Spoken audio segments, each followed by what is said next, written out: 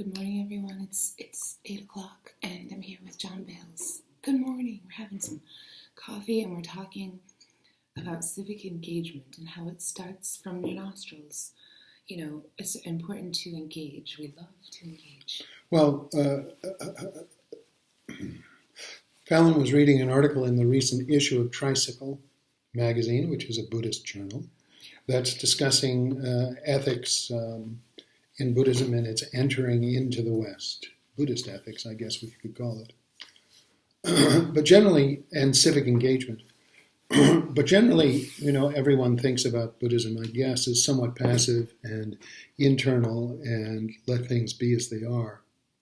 When in fact, we're talking about a very intimate relationship with what's called in Buddhism suffering, which is deeply related to the ephemerality of life and the fear that strikes in us, our own insubstantiality, and our attempt to create a solidity and a permanence that always slips through our fingers.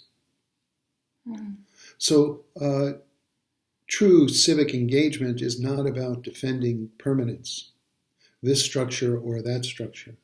It's actually about engaging ourselves, initial practice being maybe learning how to actually breathe, how to be present throughout our entire body, from not only the tip of our toes to the top of our head, but from our nostrils to our perineum and back up through. It has to do with engaging what research is showing our vagus nerve, maybe, at least, and more. But it has to do with engaging, it could be, our parasympathetic system and learning the tools to be present rather than being fighting and flighting. It has to do with being present to our local surroundings from our body and senses and our form. We cannot engage if we are not present in the room. We cannot engage if we are not present to other people's suffering. We cannot engage if we are not engaged with our own intestines and our own anus. Is it important, and that's where meditation comes in, to disengage? No, meditation is not disengagement, especially in Zen. Okay, so... meditation is total engagement. It's learning complete engagement, not simply engagement from the forebrain and the fixed identity that we think we carry through space that limits us, that sets us in argument. Well said. Beautiful. Argument is useless. Good debate, though. Who's debating? 2 sides, 3, 4, 10. Yeah, well, it's a multivariate equation. It's pratitya samappada. It's conditioned co-arising. It's being present with the arising of subject and object. I, and as Martin Buber says, thou, or at least we translate what Martin Buber said as thou, but as I'm learning from the German, du is in fact you. It's much more personal than thou. It's not a theological statement. It's actually an experience of being in place with one another and engaging. Yes, like we're doing right now. Yeah, with you at home. As we're attempting to do, and as we're attempting to be just as we are. Yes. Not attempting to argue, just saying our say and relating our experience and breathing with one another. In fact, speaking is breathing with one another. Speaking is breath. We breathe the sky, we breathe the air that we foul.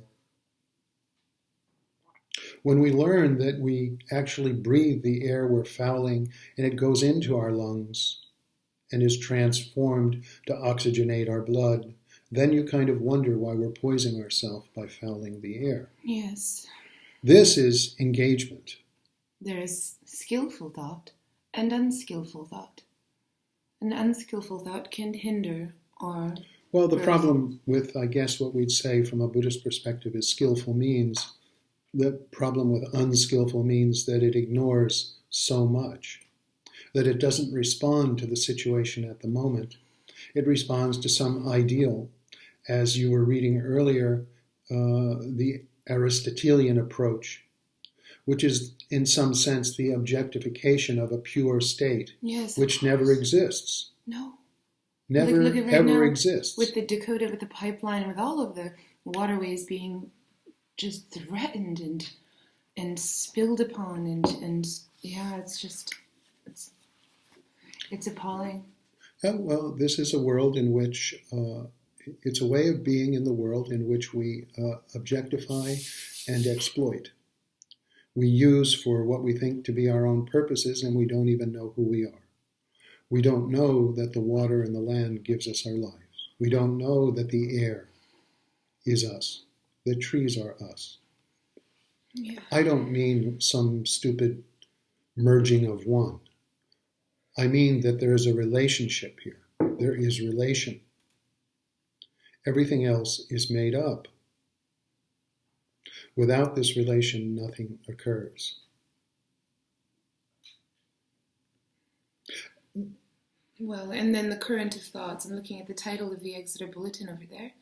The currents of thought. Mm-hmm. And how many currents thoughts do you take in a day? And I suppose that is right, meditation. Well, taking all that you've taken in, that happens in a day, or a year, or 10 years. Or a moment. And sitting with it, because we don't get to sit with it very often. How many thoughts and feelings do you have in a moment? Well, just a moment ago. Yeah. How do we get taken away? How is our breath taken away? How do we leave our body and get lost in our thoughts and our feelings? How do we jump away from the situation? Always. This is minute detail. This is like William Blake. This is, eternity in a grain of sand. This is the minute particulars of our life, where freedom exists, despite the horror of what seems to be going on in our society. Sharing this grain of sand, knowing that we all share this grain of sand floating through space, spinning.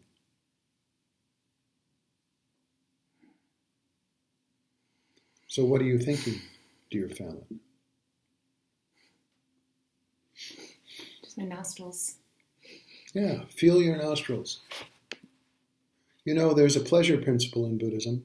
It's the pleasure of feeling your hair follicles in your nose as you breathe. It's the pleasure of experiencing your esophagus. It's the pleasure of experiencing the alveoli in your lungs. The tips of your fingers. And the tips of your fingers.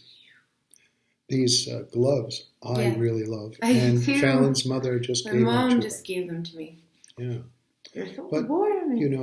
The giving is the continuity of our breathing. When we open to breathing, we cannot but give. We open our shoulders, and we open our chest, and we open our belly, and we open our anus. We relax. That's all. That is all. And then what must occur appears. It's not magic. It's not some mystical state. It's the willingness to actually be with ourselves, together. And what will you do with your day? I will try to be present with myself and others and not switch the channel. And engage. Mindful engagement. Yeah. Which, as Mr. Buber says, verges on what we call passivity, but I think he's wrong in using the word passivity. It's back to non-action in some way.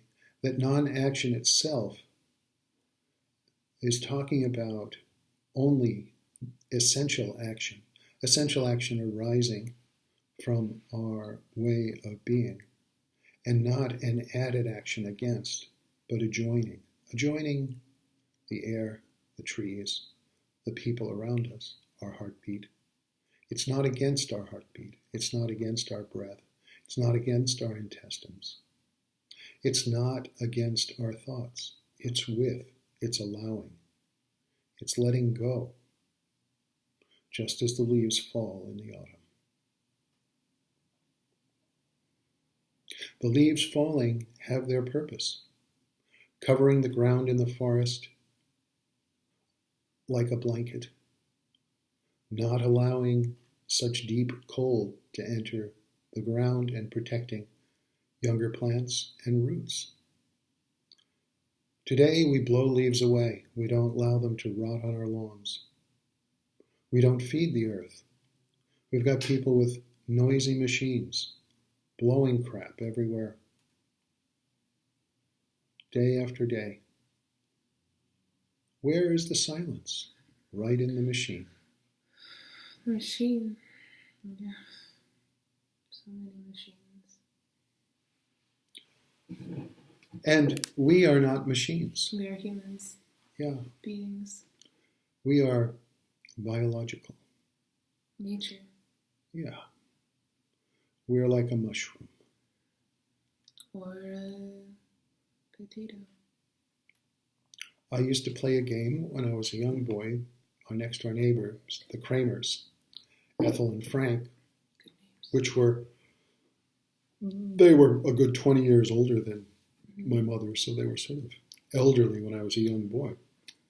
And they would babysit for me sometimes, and they had a game called Mr. Potato, and I would play Mr. Potato when I was over there. Oh, it was a little plastic potato. I think it was a little plastic potato that you did stuff to. Me and my sisters, to find out, who would have to take out the, trash or recycling, or one potato, two potato, three potato. Oh, four, I remember five, that. six Yeah. Potato. Wouldn't we decide teams and things like that? Mm-hmm. Teams. Yeah. I like potatoes. And then there was red light, green light, 1, 2, 3. Yes. Did you play giant step too? No, I played Foursquare. Foursquare.